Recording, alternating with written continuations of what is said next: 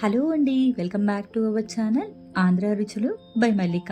ఈరోజు మనం పాలకూర పకోడా ఏ విధంగా ప్రిపేర్ చేయాలో చూద్దామండి. ఎన్ని గంటలైనా సరే క్రిస్పీగా ఉండాలంటే చిన్న చిన్న టిప్స్ యూజ్ చేసి ఈ విధంగా చేయండి. ముందుగా స్టవ్ వెలిగించుకొని బాండీ పెట్టుకొని డీప్ ఫ్రైకి సరిపడా ఆయిల్ వేసుకోండి. ఈ ఆయిల్ మనకి బాగా హీట్ అవ్వాలండి. ఈ లోపల మనం పకోడీ పిండిని కలుపుకుందాం. మిక్సింగ్ బౌల్లోకి 4 కట్టల వరకు పాలకూరను తీసుకుని మీడియం సైజులోవి వీటిని 2-3 సార్లు శుభ్రంగా కడుక్కొని ఆకుల వరకు ఈ విధంగా చిన్న చిన్న ముక్కలుగా తుంచుకొని వేసుకోండి. ఆకుకూరలో ఇసుక ఎక్కువగా ఉంటుందండి, అందువల్ల శుభ్రంగా 2-3 సార్లు కడుక్కొని ఈ విధంగా కట్ చేసుకొని వేసుకోండి.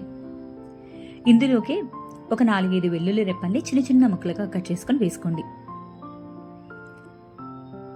1/2 టేబుల్ స్పూన్ వరకు వాము వేసుకోండి.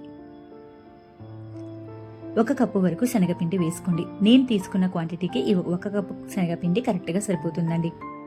ఇందులోకి 1/2 కప్పు వరకు బియ్యపిండి వేసుకోండి. ఇలా బియ్యపిండి వేయడం వల్ల పకోడీ చాలా క్రిస్పీగా వస్తుందండి. రుచికి తగ్గట్టుగా ఉప్పు వేసుకొని ఫ్రెష్గా ఉండే కరివేపాకు ఆకుల్ని కొన్ని తుంచి వేసుకోండి. ఈ విధంగా వీటన్నిటిని కూడా ఒకసారి బాగా కలుపుకోండి. పాలకూరలో కొంచెం వాటర్ కంటెంట్ ఉంటుంది కాబట్టి ముందుగా బియ్యపిండి శనగపిండి వేసుకొని ఈ విధంగా గట్టిగా ప్రెస్ చేస్తూ కలుపుకోండి. ఇప్పుడు అవసరమైతే కొంచెంగా వాటర్ స్ప్రింకిల్ చేసుకుంటూ మనం పకోడీ పిండిని కలుపుకోవాలండి.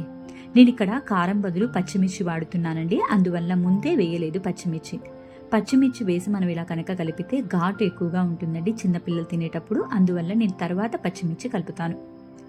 మీరు కనుక కారం వేసినట్టయితే ఇప్పుడే వేసుకోండి, పచ్చిమిర్చి వేస్తే కనుక లాస్ట్లో వేసుకోండి. ఘాటుగా ఉండదన్నమాట పిల్లలు తినడానికి. చూస్తున్నారు కదా, వీడియోలో చూపిస్తున్న విధంగా ఈ విధంగా పిండిని కలుపుకోవాలండి. ఇప్పుడు ఇందులోకి కొన్ని పచ్చిమిర్చిని కూడా వేసుకొని ఒకసారి లైట్గా కలిపేసుకోండి. 1/4 టేబుల్ స్పూన్ వరకు పసుపు కూడా వేసుకోండి. ఇలా పకోడీ పిండిలో పసుపు వేయడం వల్ల మంచి కలర్ వస్తుందండి పాలకూర పకోడీకి. మనకి పిండి ఈ విధంగా కలుపుకోవాలి. ఇప్పుడు ఆయిల్ కూడా హీట్ అయిందండి. కొంచెం పిండిని తీసుకొని ఈ విధంగా వేసుకోవాలి. ఆయిల్ బాగా హీట్ అయిన తర్వాత స్టవ్ని మీడియం ఫ్లేమ్లో పెట్టుకొని ఈ విధంగా పకోడీగా చిన్నగా వేసుకోవాలండి. ఇవి వేయించేటప్పుడు ఆయిల్ హీట్ అయిందనుకోండి మనకి మెత్తగా వస్తాయన్నమా పకోడీ. అందువల్ల ఆయిల్ హీట్ అయిన తర్వాత స్టవ్ని లో టు మీడియం ఫ్లేమ్లో పెట్టుకొని ఇవి క్రిస్పీగా గోల్డెన్ బ్రౌన్ కలర్ వచ్చేంత వరకు కూడా మీరు ఫ్రై చేసుకోండి. అప్పుడే మనకి పకోడీ చాలా క్రిస్పీగా అండ్ టేస్టీగా ఉంటాయండి చాలాసేపటి వరకు. మనకి ఈ విధంగా అయితే సరిపోతుందండి. ఇప్పుడు వీటిని తీసుకొని ఒక సర్వింగ్ ప్లేట్లకు పెట్టుకుందాం. ఇదే విధంగా పిండిని మొత్తాన్ని కూడా చిన్న చిన్న పకోడీలాగా వేసుకుంటూ తీసుకుంటూ ఉండాలండి. గుర్తుంచుకోండి, ఆయిల్ వేడైన తర్వాత పకోడీ వేసుకోవాలి. తర్వాత స్టవ్ని లో టు మీడియం ఫ్లేమ్లో పెట్టుకొని ఇవి గోల్డెన్ బ్రౌన్ కలర్ వచ్చేంత వరకు కూడా మనం వేయించుకుంటే సరిపోతుందండి. ఇలా కనుక మీరు చేస్తే పకోడీ చాలాసేపటి వరకు క్రిస్పీగా ఉంటాయన్నమాట. మీకు కనుక ఈ రెసిపీ నచ్చినట్టయితే మీ ఫ్రెండ్స్ అండ్ ఫ్యామిలీకి షేర్ చేయండి.